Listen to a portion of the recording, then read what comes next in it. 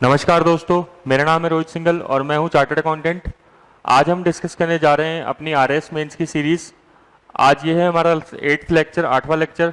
अगर आपने हमारे जो इससे पहले के जो 7 लेक्चर हैं वो नहीं देखे हैं तो कृपया करके देख लेना, ताकि आपको क्या है कि एक अंडरस्टैंडिंग मिल जाएगी, पूरा बेस क्लियर हो जाएगा और आपके एग्ज़ाम्स में जो मेन्स में है वो काम आएगा। ठीक है, ये जो सीरीज़ है ये 2018 के लिए भी एप्लीकेबल है और उसके आगे अगर कभी भी मतलब फर्दर जो मेंस होगा वो भी उसके लिए भी एप्लीकेबल है, तो आप आराम से इसको देख सकते हैं। ठीक है, हम पढ़ क्या रहे हैं, डिस्कस क्या कर रहे हैं दोस्तों। अपन सबको पता है कि कॉमर्स का पोर्शन जो है कुछ ऐड किया गया है, ठीक है, आरपीएससी द्वारा, जो यूनिट नंबर 3 के अंदर है, पेपर 1 के अंदर, पार्ट बी और पार्ट सी के अंदर। ठीक है, एक ये तो है ही, और पार्ट बी के अंदर जो है वो आपको पता होगा मैनेजमेंट का पोर्शन ऐड किया गया है। मैनेजमेंट भी कॉमर्स से रिलेटेड होता है पूरा का पूरा, और इन्हीं के अंदर ही पेपर 1 के अंदर ही इकोनॉमिक्स भी है, चाहे वो इकोनॉमिक्स इंडियन इकोनॉमिक्स हो, वर्ल्ड इकोनॉमिक्स हो या फिर राजस्थान इकोनॉमिक्स। तो अपनी एक सीरीज चल रही है जिसको मैं आपको पूरा समझाने की कोशिश कर रहा हूँ, कॉमर्स से रिलेटेड जो पूरा पोर्शन है। आज उस सीरीज के अंदर अपन पढ़ेंगे types of budgeting. Types of budgeting, budget के प्रकार, बजट कितने प्रकार के होते हैं, ठीक है, ये अपन समझेंगे। ये अगर अपन देखें 2016 के अंदर मेंस हुआ था, और आपको पता है 2016 के मेंस के अंदर न्यू सिलेबस एप्लीकेबल था। उसके अंदर 2016 के अंदर एक क्वेश्चन पूछा गया है, difference between fix budget and flexible budget. Fix budget और फ्लेक्सिबल बजट में अंतर बताओ। ये कितने मार्क्स का क्वेश्चन था? 5 मार्क्स का। और इसमें कितने वर्ड्स लिखने थे आपको? 50 वर्ड्स। तो ये क्वेश्चन किस टॉपिक से रिलेटेड था? ये इसी टॉपिक से रिलेटेड था जो आज अपन डिस्कस कर रहे हैं। ठीक है, तो आपको समझ में आ जाएगा कि इसका आंसर अपन को कैसे लिखना चाहिए। ठीक है, नोट्स की आप टेंशन मत लो बिल्कुल भी, जो मैं आपको यहाँ पे पढ़ा रहा हूँ वही आप उसको नोट करते रहो, तो वही नोट्स हैं। अदरवाइज मेरी बुक मार्केट में अवेलेबल है, जीबीडी पब्लिकेशन के नाम से, रोहित सिंघल, आप उसको ले सकते हो। वरना आपको वो भी लेने की जरूरत नहीं है, वो जो मैं पढ़ा रहा हूँ आपको मोर देन ऑलरेडी सफिशिएंट है। ठीक है, तो आपको किसी भी बुक के पीछे भागने की जरूरत नहीं है। इवन आप जितना पढ़ा रहे हैं, अगर आप इसको ढंग से पढ़ लेते हो तो आपको कोई भी यूट्यूब पे कुछ भी लेक्चर देखने की जरूरत नहीं है इन टॉपिक से रिलेटेड। आप बिल्कुल आराम से केवल एग्जाम में जाओ और इनको यहाँ पे नोट करते जाओ बस। ठीक है, तो बजट कितने प्रकार के होते हैं, सबसे पहले अपन एक डायग्राम बनाएंगे। देखो, एग्जाम में अपनी कॉपी कब नजर आएगी अलग लोगों से? जब अपन डायग्राम बनाएंगे। तो बजट कितने प्रकार के होते हैं? बजट होते हैं फ्लेक्सिबिलिटी के हिसाब से, आप इसको नोट करते हैं ना, फ्लेक्सिबिलिटी के हिसाब से, फ्लेक्सिबिलिटी के आधार पे। ठीक है, कितने टाइप के होते हैं? 2 प्रकार के। एक तो फिक्स बजट होता है और एक होता है फ्लेक्सिबल बजट। एक तो फिक्स बजट होता है और एक होता है फ्लेक्सिबल बजट। ठीक है दोस्तों, ये जो वीडियो बना रहा हूं मैं, ये दोनों के लिए एप्लीकेबल है, हिंदी मीडियम, इंग्लिश मीडियम, तो उससे आपको घबराने की जरूरत नहीं है, क्योंकि मैं बायलैंग्वेज बोल रहा हूं, आराम से दोनों लैंग्वेजेस यूज कर रहा हूं, तो आपको आराम से समझ में आ जाएगा। बेसिस ऑफ फ्लेक्सिबिलिटी और फंक्शंस के आधार पे, और किस आधार पे? फंक्शंस के आधार पे। कितने प्रकार का होता है? एक होते हैं सेल्स बजट, एक होता है प्रोडक्शन बजट, एक होता है परचेज बजट, फिर लेबर बजट, फिर एक्सपेंडिचर बजट। एक्सपेंडिचर दोस्तों अपन जानते हैं क्या होता है? खर्चा। ठीक है, एक्सपेंडिचर भी कितने प्रकार के होते हैं? फिर कई प्रकार के। इसको मैं थोड़ा सा नीचे बना देता हूं, आप इस एग्जाम मतलब डायग्राम को बिल्कुल केयरफुली ड्रॉ करना अच्छी तरीके से। ठीक है, पहला एक्सपेंडिचर है ऑफिस ओवरहेड, दूसरा है, या पहला ले लो, पहले प्रोडक्शन ओवरहेड,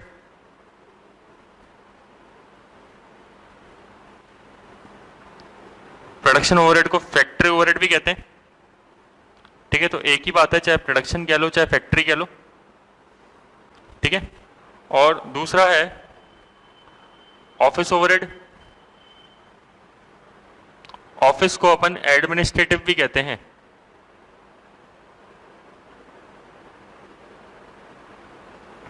ठीक है। और तीसरा है दोस्तों, इधर लगाना चाहता हूं मैं, selling and distribution. Selling and distribution क्या होता है? माल बेचने से रिलेटेड खर्चे। Selling and distribution overheads. तो अभी आपको केवल ये डायग्राम बनाना है, इसको समझाने की जिम्मेदारी पूरी मेरी है, तो आपको इससे चिंता नहीं करनी बिल्कुल भी। सबसे पहले अपन समझते हैं कि बजट का मीनिंग क्या होता है। ठीक है, अपन यहां से चालू करते हैं बिल्कुल बेस से। ठीक है, देखो दोस्तों, बजट मतलब क्या होता है? एक एस्टीमेट। किस चीज का एस्टीमेट? एस्टीमेट है खर्चे और इनकम का, एक्सपेंसेस का और इनकम का। ठीक है, इसका बजट क्या है? एस्टीमेट होता है। क्यों लगाते हैं ये एस्टीमेट? क्योंकि अपने ताकि खर्चे जो हैं वो कंट्रोल हो सके। अगर बजट नहीं बनाएंगे तो खर्चे क्या हो जाएंगे? अपने अनकंट्रोल, है ना, मतलब एक अपने नियंत्रण में नहीं रहेंगे, है ना। ठीक है, ये बजट आप कह सकते हो एक तरीके से प्लानिंग है। प्लानिंग किस चीज की है बजट? इनकम और एक्सपेंडिचर की। कितनी आय होगी, कितनी आय मतलब इनकम होगी, और कितने खर्चे होंगे, खर्चे मतलब एक्सपेंडिचर। तो इनकम और एक्सपेंडिचर की क्या है? बजट एक प्लानिंग होती है। क्या गवर्नमेंट भी बजट बनाती है क्या? हाँ, अपन ने पढ़ा है पॉलिटी के अंदर या इकोनॉमिक्स के अंदर, आपने पढ़ा होगा कि जो गवर्नमेंट होती है वो भी बजट बनाती है। आर्टिकल नंबर 112, अपने संविधान का आर्टिकल नंबर 112 कहता है बजट बनाने के लिए। ठीक है, वैसे उसके अंदर बजट नाम नहीं है। ठीक है, इसका नाम वहां पे चेंज कर रखा है। अब आप लोग बताइए इसका नाम वहां पे क्या दे रखा है 112 के अंदर? ठीक है, अच्छा, फिर तो गवर्नमेंट भी बजट बनाती है, तो क्या कंपनियां भी बजट बनाती है क्या? हर कोई बजट बनाता है। इवन अपने घर पे भी अपन बजट बनाते हैं खर्चे और इनकम का। अगर अपन बात करें, अपनी जो मम्मियां होती है वो बेस्ट फाइनेंस मिनिस्टर होती है, बेस्ट वित्त मंत्री होती है एक तरीके से। ठीक है, क्योंकि वो पूरा का पूरा खर्चे का हिसाब रखती है और वो जानती है कि उनको पता है कि भाई कितने जो है इनकम है और किस हिसाब से अपने घर को चलाना है, उनको पूरा पता रहता है और वो हम पे पूरा कंट्रोल रखती है उस तरीके से। ठीक है, तो छोटे से मतलब इवन स्मॉल फैमिली से लेकर जो बड़ी बड़ी सरकारें हैं वो बजट बनाती है, और हर कोई बजट बनाता है, ध्यान रखना, ताकि क्या है कि एक अपने जीवन में कंट्रोल आ पाए, डिसिप्लिन आ पाए। ठीक है, अब बजट होते कितने प्रकार के हैं? अपने कोर्स में ये टॉपिक दे रखा है टाइप्स ऑफ बजटिंग। ठीक है, जो अपने इस कॉमर्स सेक्शन में डाला गया है। लेकिन ये ध्यान रखना, इसका उससे लिंक नहीं है जो आप पॉलिटी में बजट पढ़ते हैं। उसमें अपन पढ़ते हैं कि बजट आता कैसे है सरकारों के अंदर। ठीक है ना, कि कैसे डिस्कशन होता है बजट के अंदर कैसे वो बजट अप्रूव होता है, कहाँ वो बजट रखा जाता है, वो बजट मनी बिल होता है, ठीक है, किधर इंट्रोड्यूस करा जाता है, लोकसभा के पास उसकी पावर नहीं होती है डिस्कस करने की।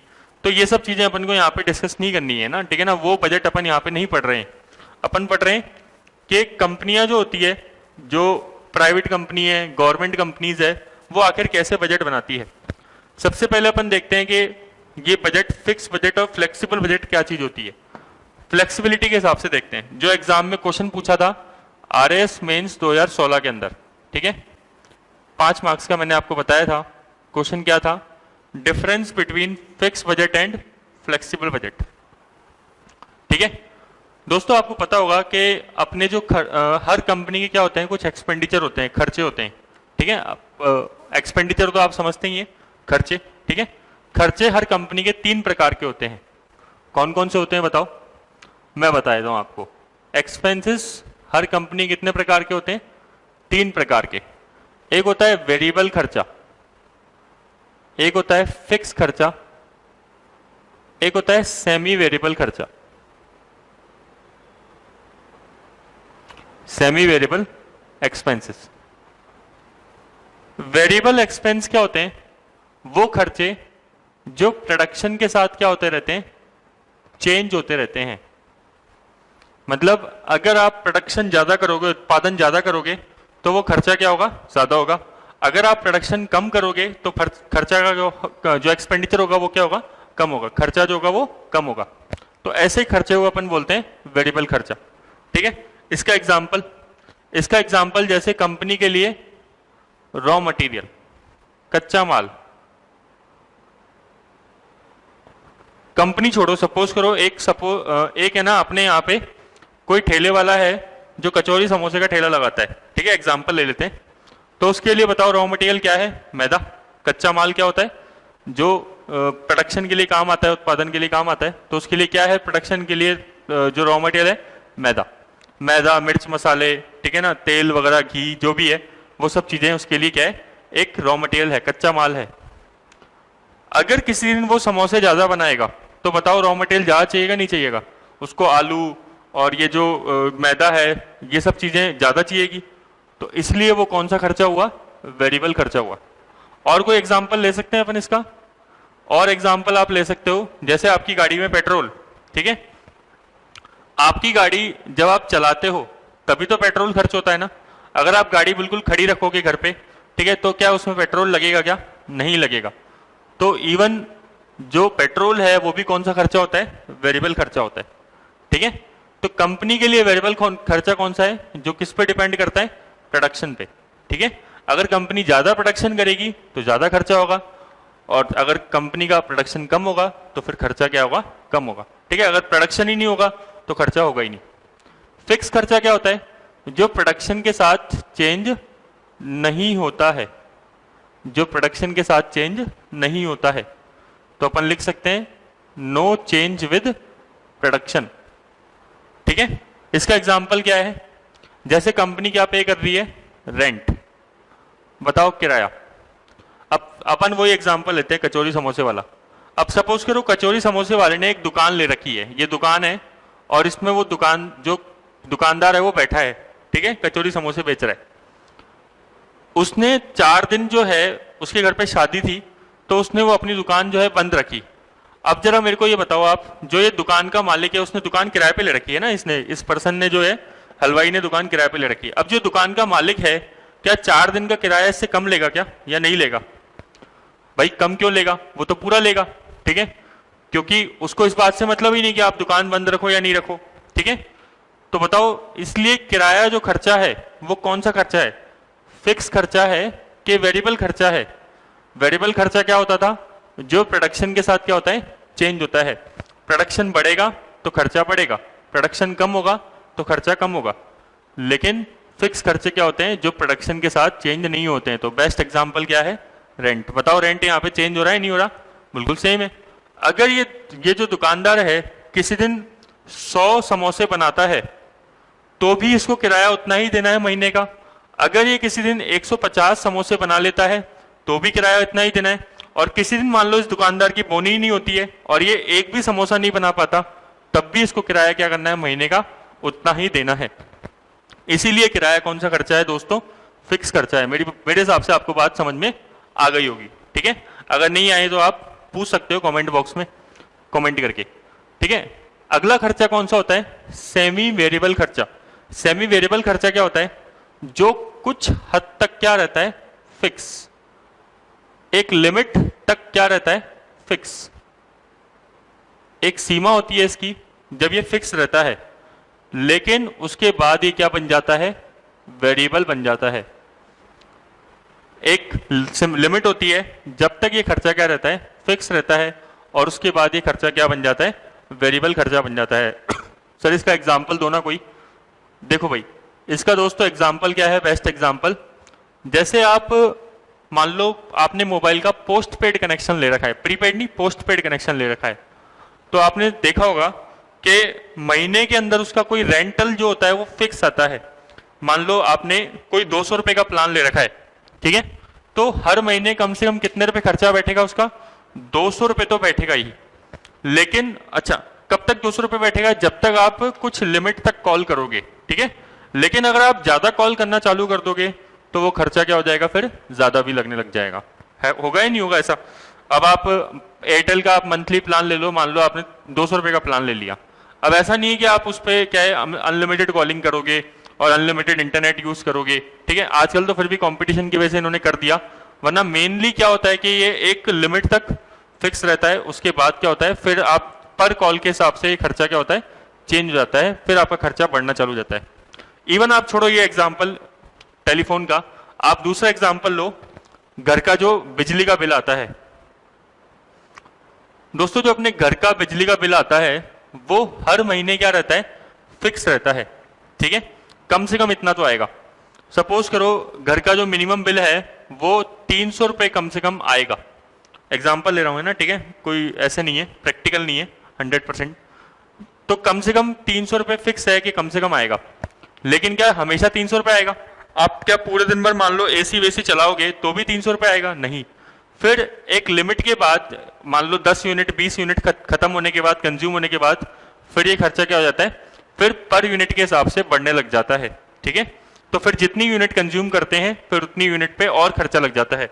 लेकिन आप मान लो किसी महीने सपोज करो शादी में गए हो, आपका घर बिल्कुल बिल्कुल खाली पड़ा है, उस टाइम आपने एक भी लाइट नहीं जला रखी है, बहुत छोटी सी लाइट जला के गए हो, घर से गए हो जब, तो क्या बताओ बिजली का खर्चा आएगा नहीं आएगा?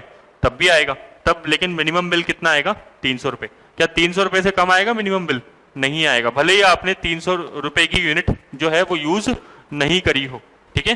तो ये खर्चा कौन सा होता है? सेमी वेरिएबल खर्चा। क्यों? क्योंकि ये कुछ हद तक क्या है फिक्स है और उसके बाद क्या हो गया वेरिएबल हो गया।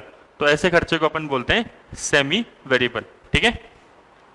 अगर मैं आपको सेमी वेरिएबल के बारे में थोड़ा सा और ऐसे डायग्राम बता दूं तो देखो आप, पहले क्या था, कुछ हद तक ये फिक्स था और उसके बाद क्या होने लग गया, ये चेंज होने लग गया, ठीक है। तो ऐसे डायग्राम आपके काम के नहीं है, ये इकोनॉमिक्स में होते हैं डायग्राम, तो आपको ज्यादा इसके बारे में जानने की जरूरत नहीं है। बस इतना सा आप समझ लो कि सेमी वेरिएबल का एग्जाम्पल क्या होता है, रेंट। बताओ क्या क्या एग्जाम्पल दिया, रेंट नहीं सॉरी, एक तो इलेक्ट्रिसिटी खर्चा ले लो आप, इवन जो घर का पानी का बिल होता है वो भी इसी प्रकार से होता है कि कुछ मिनिमम रेंट फिक्स होता है, लेकिन फिर अगर आप पानी ज्यादा यूज करोगे तो फिर उस हिसाब से क्या है वो खर्चा बढ़ने लग जाएगा, ठीक है। अब ये मैंने क्यों पढ़ाया आपको ये 3 तरह के खर्चे, क्योंकि ये जो फ्लेक्सिबल बजट बनाते हैं ना या फिक्स बजट बनाते हैं वो इन्हीं के हिसाब से बनाते हैं। सर कहने का मतलब क्या है, देखो भाई अगर मान लो कंपनी बजट, अच्छा बजट क्या पिछले साल के लिए बना रहे हैं या फिर अपन करंट ईयर के लिए बना रहे हैं? बताओ सोचो, बजट अपन आने वाले टाइम के लिए बना रहे हैं या जो बीत चुका है उस टाइम के लिए बना रहे हैं? सर आने वाले टाइम के लिए बना रहे हैं ना, जो बीत चुका है उसके लिए अपन बजट थोड़े बनाएंगे, ठीक है। तो मान लो कि एक कंपनी है, कंपनी सपोज करो ये मार्कर बनाती है, ठीक है, एग्जाम्पल लो ये मार्कर बनाने की कंपनी है, तो उसने सोचा कि मुझे अगले साल मार्कर बनाने हैं 1 लाख, ठीक है। अगले साल कितने मार्कर बनाने हैं पूरे साल भर में? 1 लाख। तो आप बताओ इस मार्कर बनाने के लिए बहुत सारे खर्चे लगेंगे, ठीक है। ये मार्कर के अंदर रिफिल डलती होगी, ये पेन का जो खोखा है ऊपर का वो, इसके अंदर जो निप है वो इंक डलेगी, ठीक है ना, बहुत सारी चीजें हैं, ठीक है। और भी स्टाफ की सैलरी है, तो एडवर्टीजमेंट का भी खर्चा है। तो अपन सारे खर्चे को कितने पार्ट में डिवाइड कर सकते हैं बताओ? 3 पार्ट में, वेरिएबल में, फिक्स में और सेमी वेरिएबल में। वेरिएबल में कौन सा खर्चा आएगा? मेनली इसका रॉ मटेरियल, कच्चा माल। फिक्स में कौन सा खर्चा आएगा? जैसे रेंट, एक एग्जांपल दिया है मैंने, रेंट। और भी हो सकता है जैसे ब्याज, ब्याज भी क्या होता है? एक फिक्स खर्चा होता है, ठीक है। अगर आप किसी से उधार ले लेते हो तो कोई फर्क नहीं पड़ता कि आप प्रॉफिट में हो या लॉस में हो, सामने वाला ब्याज लेगा ही लेगा, उसको आपसे कोई मतलब नहीं है, वो आपसे ब्याज लेके ही रहेगा हर कीमत पे। तो ब्याज भी कौन सा खर्चा होता है? फिक्स खर्चा। और सेमी वेरिएबल खर्चे के मैंने आपको एग्जांपल दिए 2-3, जैसे आपने देखा था इलेक्ट्रिसिटी वगैरह, ठीक है। तो फिक्स बजट के अंदर क्या होता है, कंपनी अपने खर्चे को 3 पार्ट में दिखाती है। कौन कौन से पार्ट में दिखाती है? वेरिएबल में दिखाती है, फिक्स में दिखाती है और सेमी वेरिएबल में दिखाती है। लेकिन क्या सोच के दिखाती है कि मुझे अगले साल कितने मार्कर बनाने हैं? मान लो 1 लाख, ठीक है। तो कंपनी का फिक्स बजट, यहां पे फिक्स वर्ड किस लिए यूज किया गया है? प्रोडक्शन के लिए यूज किया गया है। ध्यान समझना, फिक्स किस लिए यूज किया गया है? प्रोडक्शन के लिए। अब कंपनी अगर फिक्स बजट बनाएगी तो वो क्या बोलेगी कि मैं 1 लाख मार्कर पे मेरे वेरिएबल खर्चे कितने आएंगे, मेरे 1 लाख मार्कर पे फिक्स खर्चे कितने आएंगे, 1 लाख मार्कर पे सेमी वेरिएबल खर्चे कितने आएंगे, ठीक है। लेकिन अगर कोई कंपनी फ्लेक्सिबल बजट बनाएगी तो फ्लेक्सिबल बजट क्या होता है? अब देखो फिक्स बजट में आपको एक समझ में आ रहा होगा एक गड़बड़ हो रही है। क्या गड़बड़ हो रही है? कि कंपनी ने बोला हम अगले साल 1 लाख मार्कर बनाएंगे। अब 1 लाख मार्कर बनाएंगे मतलब ये क्या है? फ्यूचर। अब आप बताओ क्या फ्यूचर को कोई आज तक प्रेडिक्ट कर पाया है क्या? क्या ये कोई कंफर्म कह सकता है कि मैं यही काम पक्का करूंगा 100%? है ना, नहीं कह सकता ना भाई। अपन को क्या पता, आज एक पल का नहीं पता। तो कंपनी तो बोल रही है कि 1 लाख मार्कर बनाएगी, तो कंपनी ने सोचा और कंपनी ने ये बोला कि 100% 1 लाख ही बनाएगी। हो सकता है 1 लाख से कम बन जाए, हो सकता है 1 लाख से ज्यादा बन जाए। कोई ऐसी सिचुएशन जो है आ जाए जहां पे आपको कम मार्कर बनाने पड़े, हो सकता है कि एक ऐसी सिचुएशन आ जाए जहां पे 1 लाख से भी ज्यादा मार्कर बनाने पड़ जाए। तो कंपनी यहां पे क्या करती है? अपनी अप्रोच में फ्लेक्सिबल रहती है। फ्लेक्सिबल बजट बनाते समय अगर कंपनी कोई फ्लेक्सिबल बजट बनाती है तो वो क्या करेगी? वो सोचेगी कि मैं 1 लाख मार्कर तो मेरा प्लान है, ये मुझे 1 लाख मार्कर बनाने हैं, ठीक है। लेकिन हो सकता है कि 1 लाख की जगह कितने मार्कर बन जाए? 1-20 बनाने पड़ जाए। मान लो कोई अच्छा ऑर्डर मिल जाए, ठीक है, अच्छा ऑर्डर मिल जाए तो अपन ज्यादा मार्कर बनाते। और हो सकता है कि मार्कर मान लो कम बनाने पड़ जाए, ठीक है, किसी वजह से 90,000 मार्कर ही बनाने पड़ जाए, ठीक है। अब बताओ कंपनी किस केस में अच्छा सोच रही है? सही कौन सी सोच है? क्या फिक्स बजट सोच सही है या फ्लेक्सिबल बजट? फिक्स बजट में कंपनी ने क्या किया है? कंपनी ने बोला है कि मैं केवल कितने मार्कर बनाऊंगी? 1 लाख मार्कर बनाऊंगी, ये कंपनी ने सोचा। क्या ये आपके हिसाब से सही अप्रोच है या फिर ये अप्रोच सही है? हमें फ्लेक्सिबल बजट ज्यादा सही लगता है। क्यों? क्योंकि ये डिसीजन मेकिंग के लिए अच्छा काम आता है। कोई भी पर्सन, कोई भी बंदा फ्यूचर को नहीं प्रेडिक्ट कर पाया है आज तक। एक बात बताओ, एक अच्छा इंटेलिजेंट स्टूडेंट है, ठीक है, जिसके जो 12th क्लास का एग्जाम दे रहा है, जिसके 10th क्लास में भी 90% से ऊपर बने हैं, 11th में भी 90% से ऊपर बने हैं। घर वाले सोच के बैठे हैं कि उसके 98, 99 12th में बनेंगे, ठीक है, बनेंगे, बिल्कुल बनेंगे। लेकिन भगवान ना करे कोई ऐसी नौबत आ जाए, मान लो कि वो एग्जाम से 3 दिन पहले, 4 दिन पहले एकदम से बीमार पड़ जाए, ठीक है, और फिर जब एग्जाम देने जाए तो उसका एग्जाम इतना इफेक्टिव नहीं हो, ठीक है। तो समझ रहे हो ना आप कि आप कभी भी फ्यूचर को क्या है, प्रेडिक्ट नहीं कर सकते। तो आपको उस चीज के लिए भी तैयार रहना चाहिए कि हाँ हमारे 90 से कम आ गए तो हम क्या करेंगे। कहते हैं ना जिंदगी के अंदर अगर प्लान ए नहीं हो रेडी तो प्लान बी भी रेडी होना चाहिए, ठीक है। तो सेम टू सेम ये वाली सिचुएशन क्या है? Flexible budget. तो हर किसी को पता होना चाहिए कि मैं ये नहीं कर पाया तो ये कर लेंगे भाई, ठीक है। तो यही अप्रोच क्या है फ्लेक्सिबल बजट की। अगर फ्लेक्सिबल बजट आप 1 लाख मार्कर का बनाते हो, 1-20 का बनाते हो और 90 का, तीनों का एक साथ बनाओगे, तीनों में क्या लिखोगे कि भाई वेरिएबल खर्चे कैसे होंगे? 1 लाख पे कितने होंगे फिक्स, और 1 लाख पे वेरिएबल खर्चे कितने होंगे, 1 लाख मार्कर पे फिक्स खर्चे कितने होंगे, 1 लाख मार्कर पे सेमी वेरिएबल खर्चे कितने होंगे, 1-20 पे वेरिएबल खर्चे कितने होंगे 1-20 पे फिक्स खर्चे कितने होंगे और 1-20 पे सेमी वेरिएबल खर्चे कितने होंगे। और ऐसे ही 90,000 रुपए पे वेरिएबल खर्चे कितने होंगे, 90 पे फिक्स कितने होंगे और 90 पे सेमी वेरिएबल कितने होंगे, ये सोच के बताएंगे अपन। अब मैं आपको इसका एक और डायग्राम बना के दिखाता हूं फ्लेक्सिबल बजट का, ताकि आप इसको एग्जाम में लिख सकते हो और आपके 5 नंबर कहीं नहीं जाएंगे, है ना, एक ही बार में आपके नंबर आ जाएंगे। देखो जरा, और आपको बहुत ही ज्यादा तरीके से समझ में भी आएगा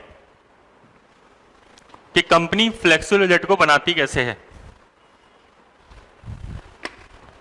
तो जैसे मान लो ये क्या बना रहे हैं अपन, कौन सा बजट बना रहे हैं बताओ? Flexible budget.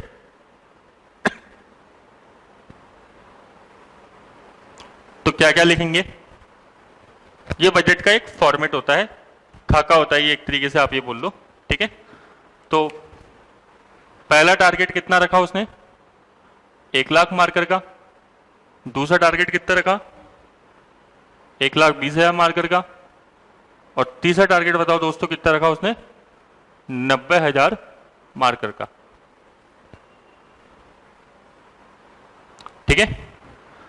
यहां पे वो क्या लिखता है, कंपनी वाले क्या लिखते हैं इधर? खर्चे। सबसे पहला खर्चा कौन सा आ जाएगा बताओ? सबसे पहला खर्चा आ जाएगा दोस्तों वेरिएबल खर्चा। वेरिएबल खर्चा जैसे कंपनी के लिए अपन ने एग्जांपल ले लिया कौन सा, मटेरियल, ठीक है। अगर देखो आपको ज्यादा कैलकुलेशन पे नहीं जाना, बस ये केवल क्यों बता रहा हूं ताकि आपके दिमाग में कॉन्सेप्ट बैठ जाए और फिर आप हमेशा इसको याद रखो, है ना, बार बार पढ़ने की जरूरत ही नहीं है, बस फिर आप अपनी कॉपी देखो और आपको सब चीज याद आ जाए, ठीक है। एक बार अगर किसी चीज पे ज्यादा पढ़ने पे टाइम देते हैं अपन स्टार्टिंग के अंदर, तो फिर बाद में टाइम कम लगता है, ठीक है। लेकिन अगर अपन स्टार्टिंग में उस पर टाइम कम देते हैं तो बार बार वही चीज बार बार पढ़नी पड़ती है, ठीक है। और देखो ये सब्जेक्ट भी आपके इतने ही मार्क्स का है जितने मार्क्स की हिस्ट्री वगैरह है। अब सोचो अपन हिस्ट्री के लिए 6 से लेकर 12 की एनसीईआरटी पढ़ते हैं पहले, फिर अपन आर एस शर्मा अलग पढ़ते हैं, फिर बिपिन चंद्रा, फिर स्पेक्ट्रम, फिर वर्ल्ड हिस्ट्री की अलग किताबें ठीक है। तो अपन इतनी सारी बुक पढ़ रहे हैं, आराम से 10 बुक पढ़ लेते हैं हिस्ट्री की, 6-6 महीने 8-8 महीने पढ़ते हैं। तो इस सब्जेक्ट को तो आप आराम से 10 या 15 दिन पढ़ोगे तो भी आपको उतना नंबर देगा। तो आप सोचो कॉस्ट और बेनिफिट के एनालिसिस के अंदर कि इसमें टाइम आप कम लगा रहे हो और बेनिफिट अच्छा मिल रहा है, उन सब्जेक्टों में आप टाइम कितना सारा लगाते हो, ठीक है, और फिर आपको बेनिफिट देख लो क्या है, किस हिसाब से है। तो मैं ये नहीं कह रहा कि आपको उन सब्जेक्ट में टाइम कम देना चाहिए, लेकिन मैं आपको ये बता रहा हूँ कि ये सब्जेक्ट जो है, जो अपन कॉमर्स पढ़ रहे हैं, ये स्कोरिंग सब्जेक्ट है। कम टाइम देके आप आराम से नंबर अच्छे स्कोर कर सकते हो, ठीक है। ये टाइम है जब तक आरपीएससी का रिजल्ट नहीं आ रहा अपने प्री का, तब तक आप अपना ये सब्जेक्ट जो है अच्छी तरीके से तैयार कर लो, फिर आप और लोगों से आगे बन जाओगे ना, ठीक है। तो मटेरियल का खर्चा मान लो मार्कर पे 2 रुपए लग रहा है कि 2 रुपए का मटेरियल काम में आता है एक मार्कर बनाने पे। तो बताओ कितने रुपए का, 1 लाख मार्कर पे काम आएगा मटेरियल, ठीक है, 2 लाख रुपए के हिसाब से आएगा भाई। 2 रुपए का मटेरियल लग रहा है ना, कच्चा माल लग रहा है एक मार्कर बनाने में, तो 1 लाख मार्कर में कितने रुपए खर्च आएगा, 2 लाख रुपए का, ठीक है। ऐसे ही ये 2 रुपए लिखा है ना, ठीक है। 2 रुपए का जो है वो एक पीस मार्कर पे कितना आएगा बताओ, 240 और 2 इंटू कितना 90,000 कितना होता है, 1,80,000 रुपए। तो इतने रुपए खर्चे आएंगे, ठीक है। अब देखो तीनों में से फ्लेक्सिबल रेट में क्या बताया जा रहा है, ये सिचुएशन भी हो सकती है, हो सकता है कंपनी 1 लाख मार्कर बनाए, हो सकता है 1 20 बनाए और हो सकता है 90 बनाए। अच्छा जरूरी नहीं है 3 ही हो, ठीक है, चौथी भी हो सकती है, 5वीं भी हो सकती है, कितना भी आप फ्लेक्सिबल रेट को बना सकते हो। मान लो कंपनी बोले यार मैं तो 80,000 मार्कर भी बनाने का सोच रही हूं, तो बना लो भाई, ऐसा नहीं कि 3 ही कोई सिचुएशन हो सकती है, 10 हो सकती है, क्या दिक्कत है, ठीक है। तो ऐसे ही फिर कौन सा खर्चा हो जाता है, वेरिएबल के बाद फिक्स खर्चा हो जाता है। फिक्स खर्चा मान लो रेंट है, अब रेंट मान लो 50,000 का है, तो बताओ क्या प्रोडक्शन से रेंट का कोई नाता है क्या, नहीं। मैंने आपको बताया था फिक्स खर्चे ऐसे होते हैं जिनका प्रोडक्शन से कोई लेन देन नहीं होता, चाहे वो प्रोडक्शन आप कितना भी करो, फिक्स खर्चे क्या रहेंगे, फिक्स रहेंगे। और तीसरा खर्चा कौन सा होता है बताओ, सेमी वेरिएबल खर्चा, ठीक है, जो क्या था कुछ हद तक फिक्स था लेकिन उसके बाद क्या होता है, वेरिएबल होता है। वेरिएबल मतलब क्या होता है, वेरिएबल मतलब ही दोस्तों क्या होता है, चेंज। और फिक्स मतलब आपको समझ में आ गया कि ऐसी कोई खर्चा जो स्थिर है, जो चेंज नहीं हो रहा, ठीक है। तो सेमी वेरिएबल में मैंने आपको क्या एग्जांपल दिया, जैसे बिजली का, इलेक्ट्रिसिटी का, तो जो जितना भी अमाउंट है वो यहां पे लिख दोगे आप, है ना, कुछ भी, और ये टोटल खर्चा आपका तीनों का मिला के आ जाएगा। यहां पे ये टोटल आ जाएगा इन सबका तीनों का मिला के, इधर इन तीनों का मिला के टोटल आ जाएगा, इनका तीनों का मिला के टोटल आ जाएगा, ठीक है। तो ये कौन सा बजट बन गया बताओ, फ्लेक्सिबल बजट बन गया। अगर फिक्स बजट बनाना होता तो क्या करते, फिक्स बजट में कंपनी की अप्रोच क्या रहती है, बहुत ही ज्यादा फिक्स रहती है। कंपनी केवल क्या सोचती है कि मुझे कैसा बजट बनाना है। अब आप देखो ये कौन सा बजट हो गया तैयार, आपका फिक्स बजट तैयार हो गया, हुआ नहीं हुआ। अब की बार कंपनी ने क्या सोचा कि मुझे केवल कितने मार्कर बनाने हैं, 1 लाख मार्कर बनाने हैं, ठीक है। तो ये कंपनी का फिक्स बजट तैयार हो गया। तो ज्यादा बेटर अप्रोच क्या है, फ्लेक्सिबल बजट। अब मैं आपको बताता हूं कि एग्जाम में अगर छोटा सा क्वेश्चन 5 नंबर का आता है तो आपको थोड़ा बहुत तो लिखना समझ में आ गया होगा, ठीक है ना। और अपन एक डायग्राम बना के, और भी डायग्राम बना के इसको 2-3 लाइनें और इस पर लिख सकते हैं ताकि अपन को मार्क्स बिल्कुल अच्छे मिल जाएं। जैसे क्या पॉइंट ऐड कर सकते हो आप, ऐसे एक टेबल बनाते हैं अपन, इधर लिखेंगे फिक्स बजट, इधर क्या लिखेंगे दोस्तों, फ्लेक्सिबल बजट। ठीक है, तो फिक्स बजट में क्या लिखेंगे, जैसे कि डिसीजन मेकिंग के लिए जो है, निर्णय लेने के लिए कौन सा बजट अच्छा है, ये बजट अच्छा नहीं है। डिसीजन मेकिंग के लिए तो मैंने क्रॉस का साइन लगा दिया, इसका मतलब डिसीजन मेकिंग के लिए जो फिक्स बजट है वो अच्छा नहीं है, लेकिन ये बजट क्या हो जाएगा, डिसीजन मेकिंग के लिए अच्छा हो जाएगा। तो आप लाइन बना के लिख सकते हो, कोई दिक्कत नहीं है। दूसरा पॉइंट, इफेक्टिव, ये बजट ज्यादा इफेक्टिव नहीं है। ठीक है, फिक्स बजट, लेकिन कौन सा बजट इफेक्टिव है, फ्लेक्सिबल बजट इफेक्टिव है। तीसरा पॉइंट क्या है, तीसरा पॉइंट आप लिख सकते हो कि फ्यूचर को प्रिडिक्ट कौन सा बजट अच्छे से कर पाता है, फिक्स बजट नहीं कर पाता। कौन सा बजट अच्छे से कर पाता है, फ्लेक्सिबल बजट अच्छे से कर पाता है। ऐसा क्यों, क्योंकि अपन ने देखा कि आप फ्यूचर को क्योंकि प्रिडिक्ट तो कर नहीं सकते, तो आप फिक्स बजट में केवल कौन सी सिचुएशन ले रहे हो, एक सिचुएशन है ना, लेकिन फ्लेक्सिबल बजट में आप क्या ले रहे हो, मोर देन वन सिचुएशन हो सकती है। तो इसलिए ऑब्वियस ही बात है, ज्यादा अच्छा बजट कौन सा है, फ्लेक्सिबल बजट ज्यादा अच्छा है। ठीक है, फिर तो आप और भी ऐसे लिख सकते हो, क्या, जैसे मैंने बताया था कि इसमें प्रोडक्शन यूनिट्स क्या लेते हैं अपन, जो कितने प्रोडक्शन करेंगे। जैसे 1 लाख मार्कर बनाएंगे ना, तो 1 लाख मार्कर को मैं क्या कह रहा हूं, प्रोडक्शन यूनिट्स। ठीक है, इसमें क्या रहती है, फिक्स रहती है। ठीक है, लेकिन इसमें क्या होता है, प्रोडक्शन यूनिट्स क्या होती रहती है, इसमें फ्लेक्सिबल बजट में प्रोडक्शन यूनिट्स जो होती है वो चेंज होती रहती है, एक से ज्यादा प्रोडक्शन यूनिट अपन मान के चलते हैं। ठीक है, तो ये 4 अपन पॉइंट लिखें तो अपन को, और फिर वो इस तरीके से अगर अपन डायग्राम बना दें और अगर वो फॉर्मेट आप बनाया है तो फिर आपको 5 नंबर ही मिलेंगे इसके अंदर, या 4 नंबर तो मिल ही जाएंगे। ठीक है, तो आई होप कि आपको ये टॉपिक समझ में आ गया होगा। अब अपन दोस्तों आगे अगले पॉइंट पे चलते हैं। ये तो देखो आरपीएससी ने पूछ लिया, ठीक है ना, फिक्स और फ्लेक्सिबल बजट, तो हो सकता है आरपीएससी दोबारा पूछ ले, हो सकता है नहीं पूछे। अब क्या है, जिसके आने के ज्यादा चांस है अब की बार, वो क्या है, वो है ये वाला बजट, ये बजट है ना, और बिल्कुल सिंपल है, ज्यादा नहीं है, ये छोटे छोटे बजट है ना। फिक्स और फ्लेक्सिबल तो थोड़े बड़े थे, लेकिन इसमें तो और टाइम कम लगेगा आपका। तो ये ऑन द बेसिस ऑफ, किसके आधार पे अपन बजट पढ़ रहे हैं, फंक्शंस। किसके फंक्शंस की बात कर रही है, बिजनेस की फंक्शंस की बात चल रही है। ठीक है, व्यापार के फंक्शंस की बात चल रही है, उसके आधार पे अपन देखते हैं कि बजट कितने प्रकार के होते हैं। देखो व्यापार के बजट फंक्शंस क्या क्या होते हैं, बिजनेस के फंक्शंस, जैसे होता है ह्यूमन रिसोर्स, एचआर, है ना। एचआर आपने सुना होगा, कंपनी के अंदर जो जॉब देते हैं वो एचआर होते हैं। ठीक है ना, इंटरव्यू लेते हैं कई बार एचआर, ठीक है, रिक्रूटमेंट करते हैं, सिलेक्शन करते हैं, ये सब कौन होते हैं, एचआर होते हैं। ठीक है, ह्यूमन रिसोर्स पर्सन जो होते हैं। सेकंड मार्केटिंग, तो ये सब क्या है, बिजनेस के फंक्शंस। थर्ड प्रोडक्शन, प्रोडक्शन करना भी एक क्या है, बिजनेस का फंक्शन है, उत्पादन करना। अगला फंक्शन बिजनेस का माल खरीदना।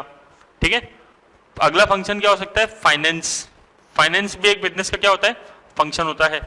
ठीक है, तो बताओ बिजनेस के कौन कौन से फंक्शंस होते हैं, एक होता है एचआर, एक क्या होता है मार्केटिंग, और क्या होता है फंक्शन बिजनेस का, प्रोडक्शन, और क्या होता है बताओ बिजनेस का फंक्शन, माल खरीदना, और क्या होता है बिजनेस का फंक्शन, और होता है जैसे फाइनेंस। तो फाइनेंस मतलब पैसा आना पैसा जाना, सब चीजों से मिला के। तो ये सब क्या होते हैं, बिजनेस के फंक्शंस होते हैं। अपन इन सब का बजट अलग अलग बनाते हैं। ठीक है, एचआर का अलग बनाते हैं, मार्केटिंग का अलग बनाते हैं, प्रोडक्शन का अलग बनाते हैं, परचेज का, फाइनेंस का, और रिसर्च एंड डेवलपमेंट। आपको पता है कि कोई भी कंपनी बिना रिसर्च के रह ही नहीं सकती। ये जो नए नए दवाइयाँ आती रहती है, नए नए वायरस जन्म लेते रहते हैं, इबोला, स्वाइन फ्लू, इनके लिए क्या है, रिसर्च की जरूरत है। ठीक है, तो हर कंपनी के पास एक रिसर्च का अपना डिपार्टमेंट होता है। आप ही कह सकते हो हर कंपनी में इतने सारे डिपार्टमेंट होते हैं ना, एचआर डिपार्टमेंट अलग होता है, मार्केटिंग, तो ये सब क्या कहलाते हैं, बिजनेस के फंक्शंस कहलाते हैं।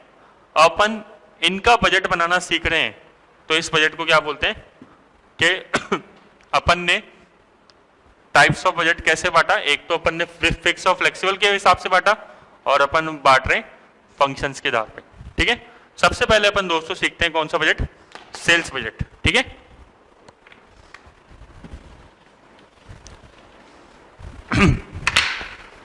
सबसे पहले अपन देख रहे हैं कौन सा बजट, सेल्स बजट।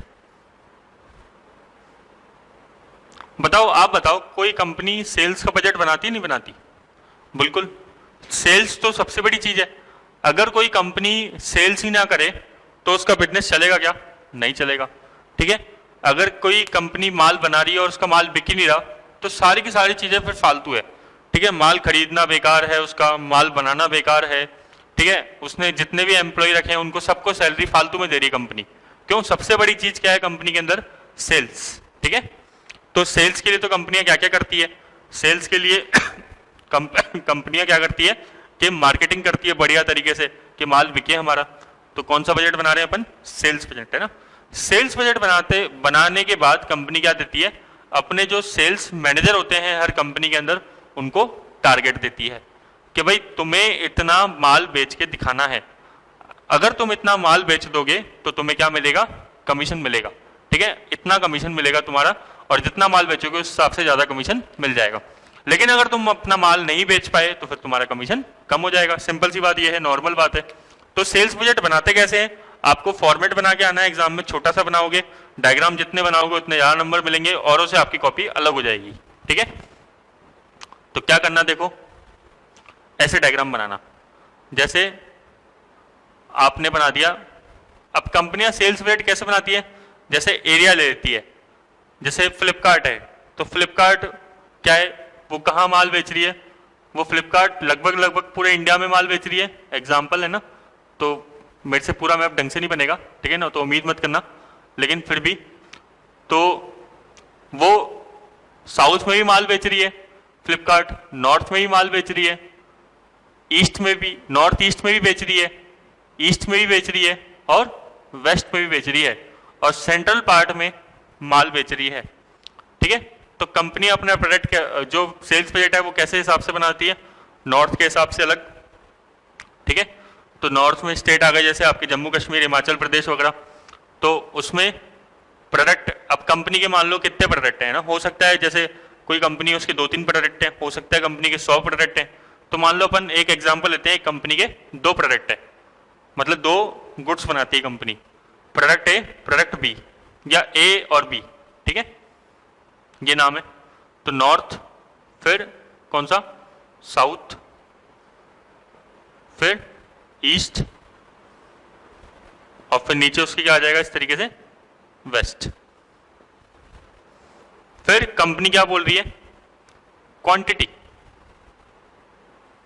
फिर रेट, और फिर अमाउंट। ये किसका डायग्राम होता है? सेल्स बजट का। ठीक है, जैसे नॉर्थ में कंपनी कितना माल बेचेगी? नॉर्थ में बेचेगी नहीं बेचेगी कंपनी? माल बेचेगी। तो प्रोडक्ट ए मान लो नॉर्थ में बिकेगा 1000 यूनिट, ठीक है ना, 1000 क्वांटिटी बिकेगी। इधर बी में बी प्रोडक्ट बिकेगा नॉर्थ में 2000, इधर ले लेते हैं 3000, इधर 5000, इधर 4000, इधर 3000, 1000 और 2000। ये मान लो कंपनी जो है प्रोडक्ट बेचेगी। ये किलो मान लो, लीटर मान लो, कुछ भी मान लो, आपको कोई फर्क नहीं पड़ता है ना। ठीक है, रेट जो है वो 10 रुपए है, 11 रुपए है। जो प्रोडक्ट ए की रेट है वो 10 रुपए मान लो, बी की रेट जो है 11 रुपए मान लो। ठीक है, फिर क्या करेंगे? सेल्स बजट निकालते समय इसको मल्टीप्लाई कर दो, तो ये कितने रुपए का आ गया? 10,000 रुपए का माल बिकेगा इधर, इधर 22,000 का माल बिकेगा, इधर 30,000 का माल बिकेगा, ऐसे 55,000 का, और इन सबका लास्ट में क्या लगा देंगे अपन? टोटल लगा देंगे। तो उससे पता लगेगा कंपनी की सेल्स कितनी होगी अगले साल। ठीक है, ये बजट बनाने से फर्क क्या पड़ता है? बजट बनाने के बाद कंपनी जब एक्चुअल फिगर आते हैं, एक्चुअल में फिगर आएंगे ना, जब ये साल जब खत्म होगा तो एक्चुअल में पता लगेगा कि कंपनी ने टारगेट अचीव किया नहीं किया। तब कंपनी खुद का एनालिसिस करती है कि भाई मैंने तो सोचा था कि जो प्रोडक्ट ए है नॉर्थ में कितना बिकना चाहिए, 10,000 रुपये का, लेकिन मान लो प्रोडक्ट ए के नॉर्थ में जब एक्चुअल में बिका तो वो 9,000 रुपये का बिका, क्योंकि वो 900 यूनिट ही बिक पाया। तो कंपनी क्या सोच रही है इससे? कंपनी सोच रही है यार 1,000 रुपये का में क्या है, सेल्स कम हुई। अब कंपनी इसकी कारण पता लगाएगी, कारण पता लगाएगी तो फिर अगली बार से क्या है, उस चीज को, उस गलती, अगर मान लो कोई गलती हुई है तो फिर उसको दोहराने की, जो दोहराएगी नहीं। ठीक है, तो कंपनी इस तरीके से अपनी सेल्स को इंप्रूव करेगी। तो इसलिए कंपनियां क्या बनाती है, बजट बनाती है। तो सेल्स बजट समझ में आ गया। सेल्स बजट कैसे बनता है? एरिया वाइज बनता है, प्रोडक्ट वाइज बनता है। अगर एग्जाम में पूछ ले क्या क्या लिखा होता है, क्वांटिटी लिखी होती है, रेट लिखा होता है, अमाउंट लिखा होता है।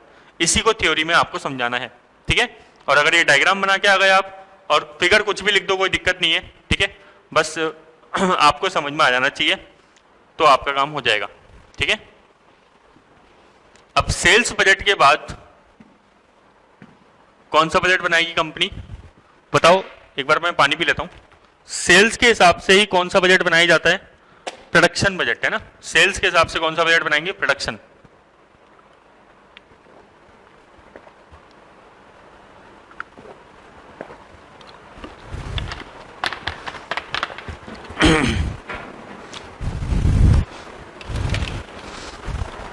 दोस्तों, सेल्स के हिसाब से कौन सा बजट बनाया जाता है? प्रोडक्शन। ऐसा क्यों भाई? मुझे पता लगा, एग्जाम्पल लो कि ना मेरी जो सेल्स होगी वो कितने यूनिट की होगी? 10,000 यूनिट की होगी। एग्जाम्पल लेते हैं, है ना।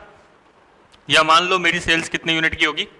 1,000 यूनिट की होगी। ठीक है ना, 1,000 किलो मैं किसी चीज का माल बेचूंगा या 1,000 मार्कर बेचूंगा मैं, है ना।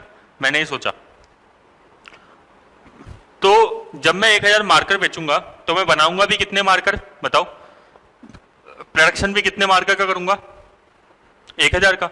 ऐसा तो नहीं है ना कि मैं जो बेचना चाहता हूं 1,000 मार्कर बेचना चाहता हूं, लेकिन मैं बना रहा हूं कितने मार्कर?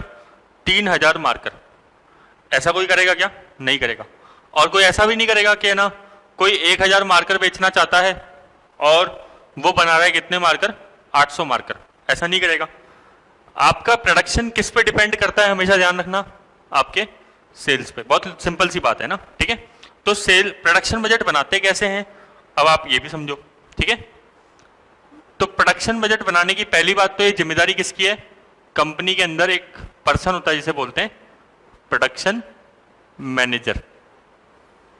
प्रोडक्शन मैनेजर की जिम्मेदारी होती है, क्या बनाएगा वो?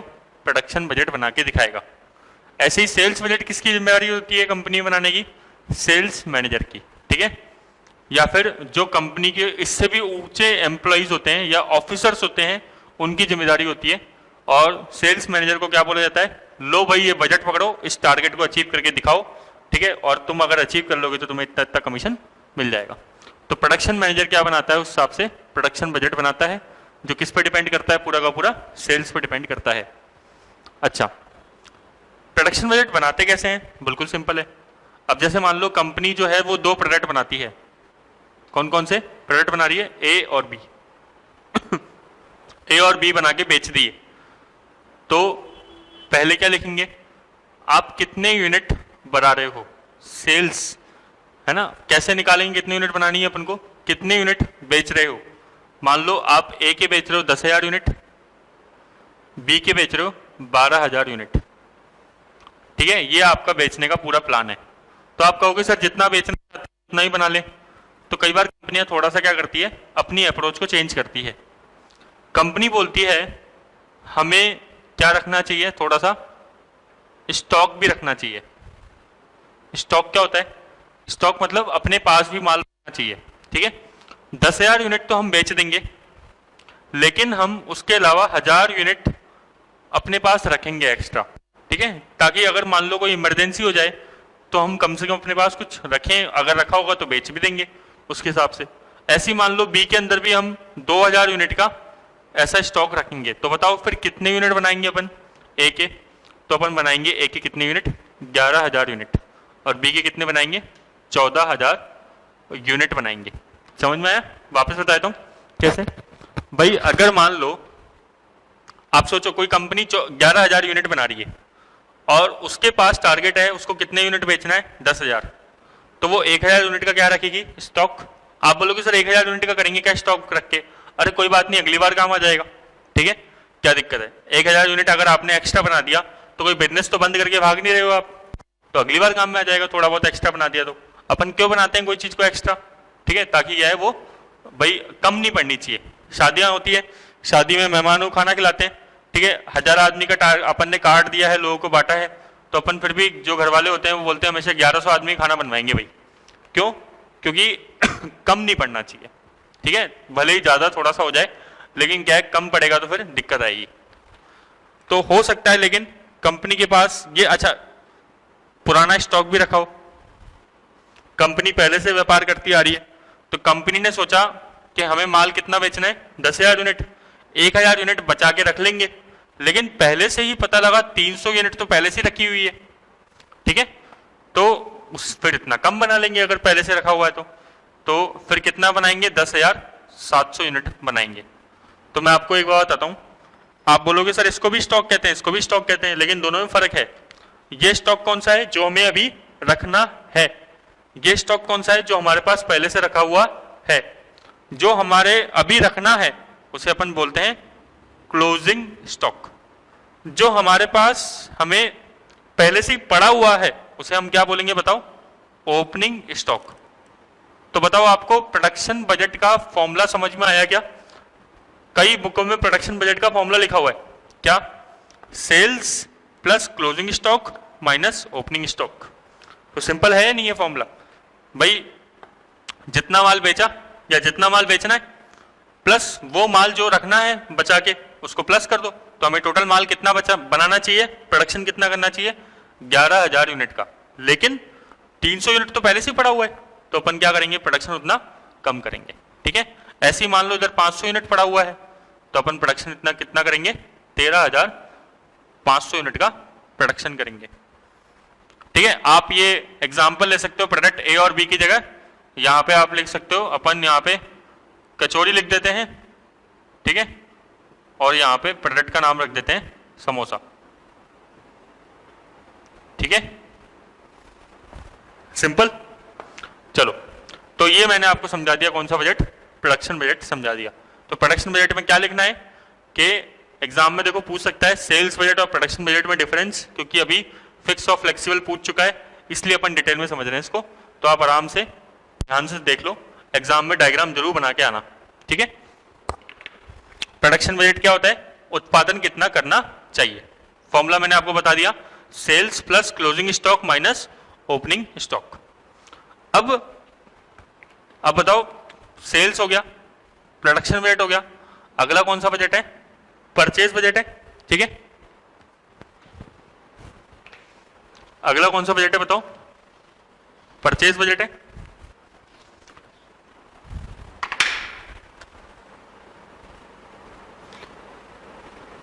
परचेज बजट किससे रिलेटेड होगा बताओ? परचेज बजट होता है रिलेटेड माल खरीदने से, गुड्स परचेज करने से। कौन से गुड्स परचेज करने की बात कर रहे हो आप यहां पे? अच्छा, आप बना क्या रहे हो पहले तो ये बताओ। सर हम बना रहे थे कचौरी और समोसा, या ए और बी। ठीक है, तो बताओ कचौरी और समोसा जो आप बना के बेच रहे हो वो फिनिश प्रोडक्ट है या रॉ मटेरियल है? फिनिश प्रोडक्ट क्या होता है? जो माल तैयार हो गया। और रॉ मटेरियल क्या होता है? कच्चा माल। तो बताओ कचौरी और समोसा जो है वो कच्चा माल है या फिर जो है फिनिश प्रोडक्ट? वो फिनिश प्रोडक्ट है, फिनिश है सर, एकदम तैयार माल है कचौरी समोसा तो। ठीक है, लेकिन कचौरी समोसा बनाने के लिए आपको कुछ सामग्री परचेज करनी पड़ेगी नहीं करनी पड़ेगी बताओ? क्या क्या चाहिएगा सर? सर जैसे मैदा चाहिएगा, ठीक है, और मैदा के अलावा क्या चाहिएगा? मैदा के अलावा तेल भी चाहिएगा, ऑयल भी चाहिएगा। ठीक है, और क्या चाहिएगा? और आपको मिर्च मसाले चाहिएंगे। ठीक है, स्पाइसेस, सॉल्ट। तो सर ये सब क्या है बताओ? ये सब होता है कच्चा माल, रॉ मटेरियल। अब मैं आपको एकदम बिल्कुल बढ़िया बात बताता हूं, अगर आप एग्जाम में लिखोगे तो आपको अच्छे मार्क्स मिलेंगे। क्या? सेल्स बजट और प्रोडक्शन बजट, ये दोनों बजट किससे रिलेटेड होते हैं? फिनिश प्रोडक्ट से कि रॉ मटेरियल से? बताओ, ये दोनों बजट किससे रिलेटेड है? फिनिश प्रोडक्ट से। हम बेचेंगे क्या? कचौड़ी समोसे। कचौड़ी समोसे क्या है? Finish product. हम बनाएंगे भी क्या? जो बेचेंगे, कचौड़ी समोसे। लेकिन हम खरीदेंगे क्या? हम खरीदेंगे क्या? कचौड़ी समोसे थोड़ा खरीदेंगे हम। अगर कोई कंपनी मैन्युफैक्चरिंग कर रही है, प्रोडक्शन कर रही है, उत्पादन कर रही है, तो वो कंपनी क्या खरीदेगी? उसका रॉ मटेरियल, कच्चा माल। और वो कच्चा माल क्या है बताओ? ये सब चीजें कच्चा माल है या नहीं है? तो सर परचेज बजट किस पे डिपेंड करता है? अब बताओ परचेज बजट किस पे डिपेंड करता है? परचेज बजट डिपेंड करता है किस पे? प्रोडक्शन पे, है कि नहीं? बताओ, परचेज बजट किस पे डिपेंड करता है? प्रोडक्शन पे। मुझे 100 समोसे बनाने हैं, 100 समोसों का ऑर्डर आया है, 100 समोसों का ऑर्डर आया है, ध्यान सुनना, वो माल बेचना है। बनाने कितने हैं? 100 ही बनाएंगे जितना बेचेंगे, स्टॉक भूल जाओ एक बार। तो 100 समोसे बनाने के लिए मुझे क्या चाहिए? मटेरियल चाहिए, सामग्री चाहिए। उसे क्या बोलेंगे अपन? Purchase budget. ठीक है, तो ध्यान से समझ में आ रहा है इनका आपस में लिंक क्या है? तो कोई कंपनी ऐसा करती होगी क्या पहले, कि पहले परचेज बनाए फिर प्रोडक्शन बनाए कि फिर सेल्स बनाए? नहीं, पहले क्या बनाती है हर कंपनी? सेल्स, फिर क्या बनाती है? प्रोडक्शन, फिर क्या बनाती है? परचेज। ये सीक्वेंस बहुत जरूरी है, इस सीक्वेंस को कंपनी तोड़ नहीं सकती। ऐसा नहीं कि सेल्स से अपन डायरेक्ट परचेज बना रहे, नहीं, सेल्स के बाद प्रोडक्शन बनेगा, प्रोडक्शन के बाद परचेज बनेगा। अगर एग्जाम में आप ये सब चीजें लिख के आते हो तो आपकी कॉपी दूसरों से अच्छी हो जाएगी अपने आप ही। ठीक है,